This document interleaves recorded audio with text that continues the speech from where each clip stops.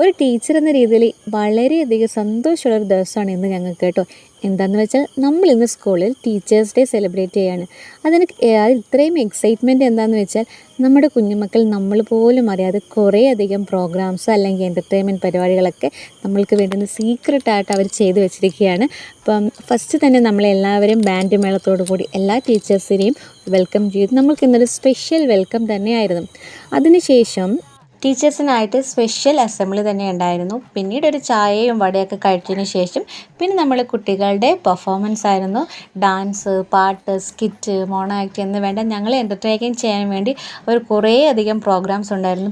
Programmes മാത്രമല്ല, ഞങ്ങളെ entertain ചെയ്യാൻ വേണ്ടി കുറേ അധികം ഗെയിംസും അവർ സെറ്റ് ചെയ്തിട്ടുണ്ടായിരുന്നു. അപ്പോൾ അതൊക്കെ കഴിഞ്ഞതിന് ശേഷം നമ്മൾ നേരെ പോകുന്നത് ഫുഡ് കഴിക്കാനാണ്. ഫുഡ് കുക്ക് ചെയ്യാൻ പറ്റില്ലേ. അപ്പോൾ ഫുഡ് അടി എല്ലാം കഴിഞ്ഞതിന് ശേഷം പാട്ടൊക്കെ ഇട്ട് ടീച്ചേഴ്സും കുട്ടികളും എല്ലാവരും കൂടെ ഈ ടീച്ചേഴ്സ് ഡേ അടിപൊളിയാക്കി.